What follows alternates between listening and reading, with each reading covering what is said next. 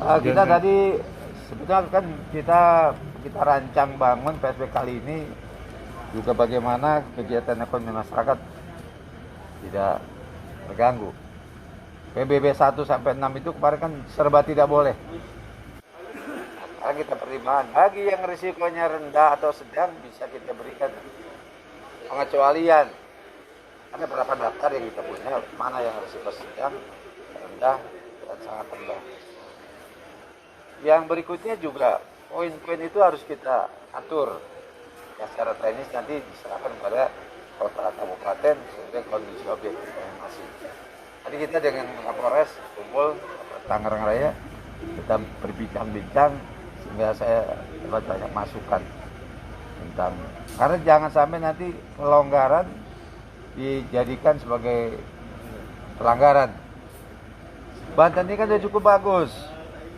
Kita dari awal juga tidak menggunakan kata new normal. Kita selalu bilang bahwa kita harus masyarakat bisa mengadaptasi diri.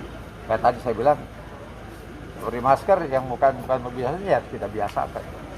Dan kita sekarang peringkat ke-12, ya kan? Bukan naik, kita turun. Jadi kita udah keluar dari zona 5 besar, zona merah itu, lagi merah hitam, kita di zona kuning. Tapi kita tetap akan pertahankan PSBB ini dengan dengan memberikan pengecualian pada kegiatan-kegiatan tertentu.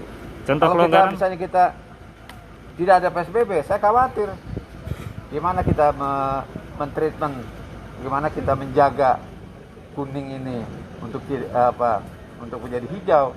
Bisa jadi berbalik, kuning menjadi merah lagi. Begitu kebijakan kita tergantung juga pada peraturan yang akan kita nanti malam peraturan juga akan bisa datang. itu contoh pelonggarannya seperti apa Pak? Ojol atau nikahan? Nah ojol misalnya, ojol kita berikan ruang nanti, makanya tadi masih kajian kita boleh tapi sepanjang dia juga menggunakan protokol kesehatan. Ya ada sanitizer-nya, wajib pakai masker, kalau perlu pakai yang saya punya. Penumpangnya juga perlu ada semacam perbatasan, walaupun dia ada pelanggan terbatas boleh, tapi ini yang kita lagi susun sekarang. Terus yang hajatan ya kita akan lihat apakah hajatan juga bisa dibatasi undangannya, apa juga bisa menggunakan masker, apalagi waktu meja makan juga itu memenuhi syarat untuk jaga jarak dan sebagainya. Nah, ini akan kita buat formulasinya. Tapi paling tidak yang punya risiko tinggi kita harus tetap amankan. Dan sampai kita membuat aturan, akhirnya jadi aturan yang kita buat berbalik kepada kerja keras yang sudah kita lakukan menjadi sia-sia. Kalau tempat wisata sendiri gimana Pak? Ada pembukaan atau? Inilah kadang kebijakan di pusat itu seperti bioskop.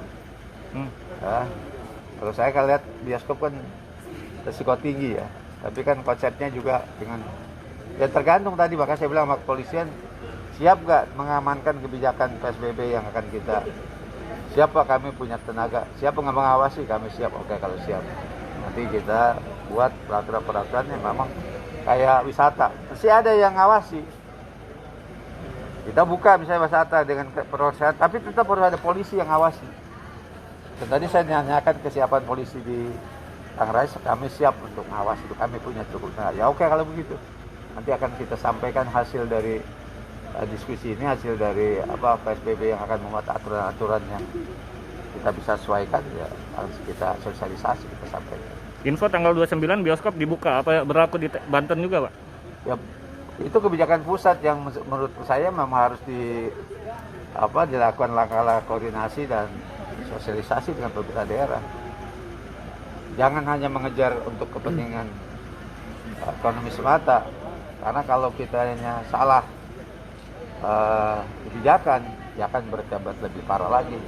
Nah, saya juga tahu bahwa ada kebijakan dalam rangka memberikan kesempatan pada pengusaha bioskop. Cuma di dalamnya itu harus betul-betul menggunakan protokol kesehatan dengan social distancing. Nah, saya tadi tanya Polres yang ada di wilayah Tangerang, siap nggak untuk ngawasi? Siap, ya oke. Ini menjadi sebuah kebiasaan yang diawasi betul oleh kita. Tapi kalau dilaksanakan, ya kita tutup. Karena sekarang pendekatan juga harus enggak. Terima kasih sudah nonton. Jangan lupa like, subscribe, dan share ya.